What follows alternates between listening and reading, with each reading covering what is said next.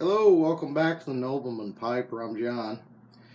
And I know it's been a while since we've had an episode of the Nobleman Piper, but been busy with a lot of other things.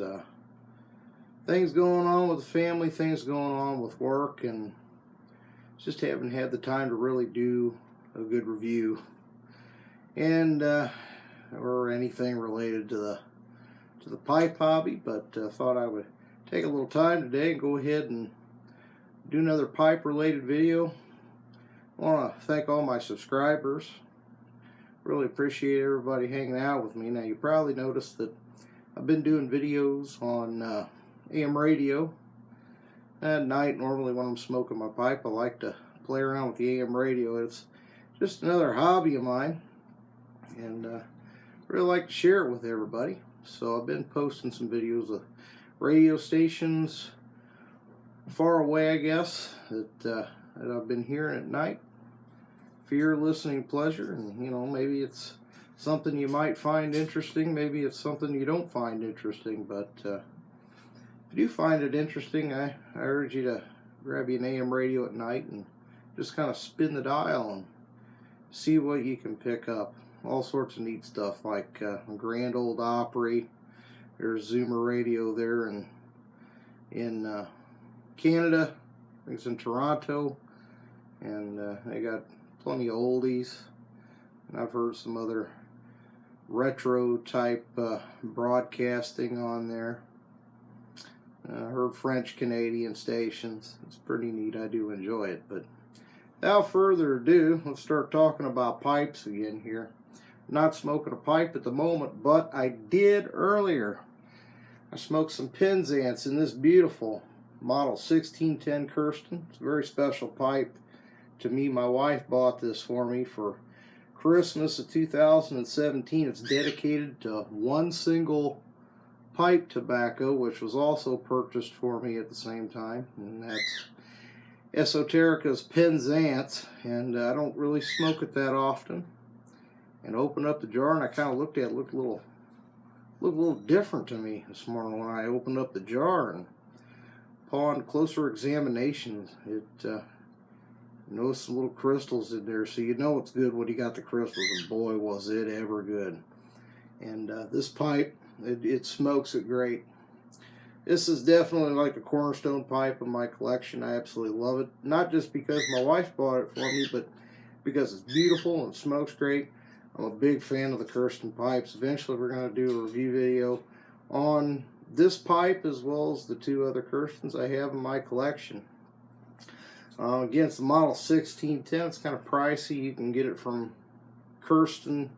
If you go on the internet and you search Kirsten pipes, you should get a link to their website. You can purchase it from them. It's a spendy pipe, but you get what you pay for. And this is definitely a with the Meerschaum bowl, you can't beat this pipe. Outstanding pipe. I absolutely love it, and you know, I'm sure it'll serve me the rest of my life, and probably I'm sure it'll last well on into my children's lifetime. So love this pipe. Great pipe. But before we go into what the topic of today is going to be, let's start off with a little bit of a YABO. I was fortunate enough to catch wind of something early enough on, and I'm really proud of this YABO. So cover up the address here. See where this is from. This is from our friends over at the Country Squire. You know them from their awesome podcast that they also, it's on Spotify, I think. I listen to it on my Wi-Fi radio, so I can get it there. It's over on YouTube. If you haven't checked it out, go check it out. It runs about an hour, and I really think it's about the best podcast there is for the pipe hobby, so go check them out. But Country Squire is also a tobacco shop, and I found out that they had something in stock. So what did I do? Well, I mean, by what I'm saying, you probably already figure out what it is. So I ran over there and I said, there's no way they have this in stock. Sure enough, they did. And sure enough, I immediately started buying. So I didn't go nuts. I could have if I wanted to, but I'm one of the considerate people that isn't going to go and completely exhaust a supply for everybody who hasn't gotten their little hands on it to turn around and resell it for probably at least 150% profit. I bought mine to actually smoke.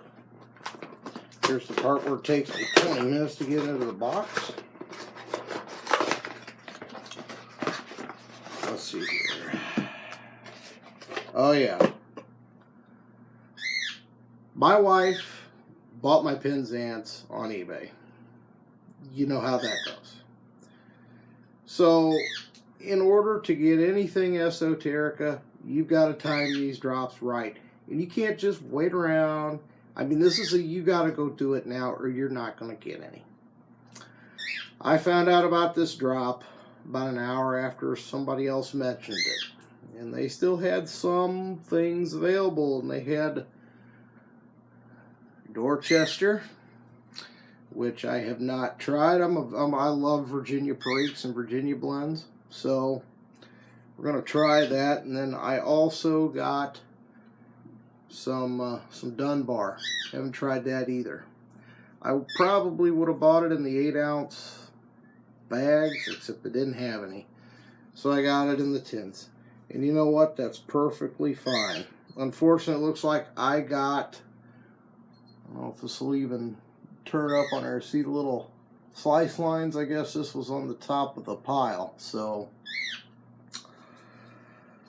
that's kind of a bummer because I like to collect the tins. But, you know, Dorchester, a rich, full, matured Virginia with Louisiana Perique, and Dunbar, a marriage of 7 premium Virginia tobaccos with Louisiana Perique. I can't wait to try these guys out. That's going to be awful nice. I'd like to get my hands on a 1 or 2 tins of some Balkan Sobrani. You know, one to kind of put in the cellar, and maybe one day, long from now, I'll open it, and then just one to kind of smoke through right now. But don't have any yet, and I'm not willing to pay $50 or $60 a tin to get one. So we'll wait until we get lucky on a drop. I also have some Germain Special Lot of Kia Flake that my friend Smokey Mo gave me, and it's still in the cellar, still in the bag I placed it in when he gave it to me at the Pipe Club meeting. So it ain't gonna go bad, and I'll get around to smoking it eventually. But you know, the JF Germain stuff in general is kind of hard to come by here, and I don't have the time to sit and wait around and find out about these drops. So this was pure luck. So I'm looking forward to cracking them guys open at some point and having a go at it. But today I'm going to be talking about a brand of pipe. Now, we've talked about corncob pipes in previous videos. And they're great pipes, okay? But what if you want something that's budget friendly, but not a corncob? Maybe you're looking for a budget briar. Maybe you're looking at a Savinelli pipe and you're saying, I don't know. I don't know if I want to spend that kind of money on a Savinelli. I got good news for you. We're going to talk about Rossi Pipes today. Now, I wanted to kind of change it up a little bit. My normal pipes were cobs, and well, with the exception of one Kirsten that I've probably smoked about 300 times. But for the most part, I smoked the cobs. It's like, you know, I changed it up a little bit. Now, Savinelli, I guess when they have pipes that are non-conforming for whatever reason. Well, let me start by saying this. When Missouri Meerschaum has pipes that are non-conforming, they're put in the 7-day smokables set that they sell. You know, the 7-day seconds. You know, you get 7 pipes that are, you know, they had some sort of quality issue on them. They're still perfectly smokable, but they're not good enough to sell as a normal production pipe. So they kind of put them together in these bags, and they sell them as a 7-day set. Savinelli kind of does the same thing. You know, some of their pipes that may not meet quality control standards for whatever reason. It might be finish. You know, could be the drilling. They, rather than, you know, take the briar and the vulcanite and throw the vulcanite out or whatever, and throw the briar pipes in a furnace and burn them, they're rebranded as Rossi's. Now, the pipes I'm going to show you with my discounts that I got, not a single one of them cost me over $40. That's pretty good, seeing how your Missouri Mearsons, you know, are like $13, $15 for a decent one. So for not a whole lot more, you get a budget-friendly briar pipe. Now, this is probably my least favorite of the 3 that I bought. It's a Lumberman. It's a Rossi Vittoria, and forgive me, I don't have the model numbers in front of me, and it doesn't say the model numbers on them. Every one of them has this sandblast finish, and they're black. Yeah, you know, the drillings are on all 3 of these is off a little bit. One thing you'll notice about the Rossi's, they don't have the filters in them like all the Savinellis do.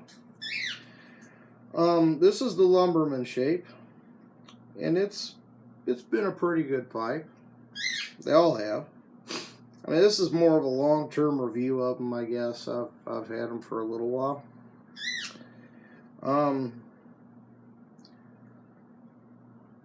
Like I said, this is probably my least favorite of them. Yeah, I could probably take it or leave it with this. It looked pretty good on the website, but in person, I was kind of like, yeah, I don't know. I don't have my flashlight over here, so I was going to show you the drilling, but I don't think I'm going to be able to do that. But definitely a good value. The finish is pretty good. You notice little defects in here, like you know, if you turn the stem 180 degrees, doesn't quite line up with the other side. Not really a big deal for something. It's $40. Now, I mean, these pipes work out great if you're looking for something for your daily carry.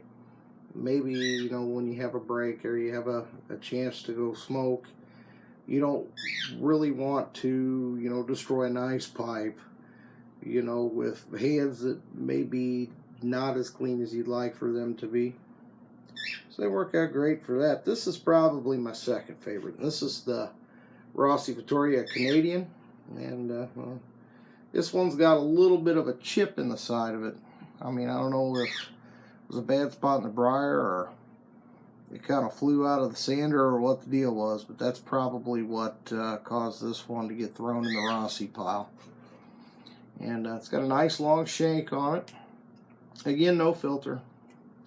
The stem's drilled pretty good, and the drilling through here is pretty good. I really think the only reason why this one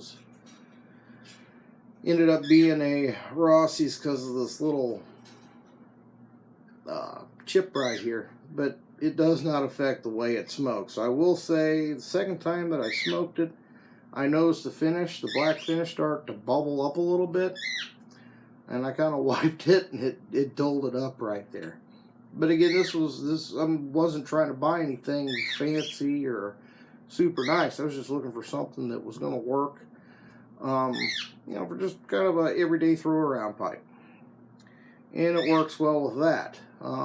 You know, another situation where you turn the stem around and it just doesn't line up. I don't know if you can see that. Oh yeah, you can see it. You can see how it doesn't line up right there. But if I turn it around, lines up there, and it lines up there. Your higher end pipes, no matter how you twist it or turn it, you know, you turn it 180 degrees, it's going to line up. For a $40 pipe, this is super nice. Far better than a YABO, I think. But my favorite, and I can remember this number, this is an 8320. Now, think about that for a minute. 8320. If you're familiar with the Savinelli line, you know about the 320s, which is the author shape.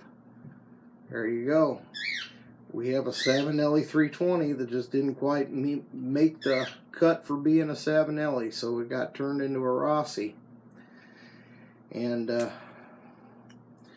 know, the stem's kind of, you can probably see that the drilling's not the greatest in here. Pipe cleaner kind of has trouble going through the stem. But this is out of all of them, this one smokes the best. I really like it. I always said there were not going to be Italian pipes in my collection. It was just some kind of preference I had. I said, well, you know, I don't know. Maybe I'll try one of these and see how it works. As far as briars are concerned, these Rossis have been the easiest for me to break in. This one is probably in the top 3 of all the pipes that I own that are briar as far as smokability. Easily first, you know. I see myself getting more of these 320 shapes only in Savinellis. I'm looking at the Christmas pipe. That's definitely on my list of stuff to get. The Christmas 2018, you know, with the green stem. What a great pipe. What a great set of pipes. And I mean, I've never had pipes that broke in so well so quickly. You know, as far as getting a carbon cake built up. And I did not baby these things a single bit during the break-in period. I mean, load it and go. Not being gingerly with it or anything. Load it up, smoke it, put it away, clean it, and repeat. And they've really served me well. I'm super impressed by them. Great pipes, and really I would recommend them to anybody who wants a good budget briar, or somebody who just wants a, you know, an everyday carry pipe, or maybe you just don't have any Rossis in your collection, you want some. This is the way to go, I think. But that's all I got on the Rossis. But before we go today, I'd like to share a little tip with you here. And I learned this a while back, and I don't think I ever told anybody or showed anybody. When cleaning my pipes, I'd buy the bristle pipe cleaner, you know, kind of bend them over and try to rub them inside of the bowl. And I said, you know what, there's got to be a little bit better of a way. And there is. All you got to do is go over to McMaster Car, or any supply house that carries these plastic bristled bore brushes. That's all it takes. Now, obviously, you would not want to stick that down in your briar pipe. You absolutely would not want to stick that down inside of your meerschaum pipe.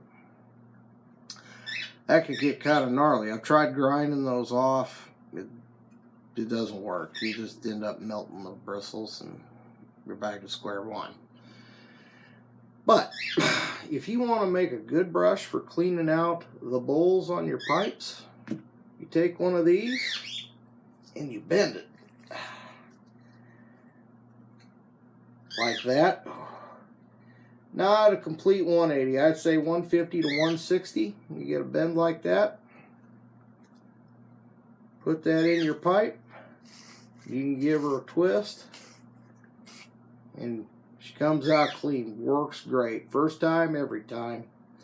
And a little trick I wanted to share with everybody, maybe help make your life a little bit easier as you try to clean your pipes. So anyway, we've been at it for about 20 minutes, so I think it's about time to go. So thanks for watching Nobleman Piper. I'll be back again real soon, I promise you. Thanks for watching. Like and subscribe, and we'll be back soon. Thanks for tuning in. Goodbye.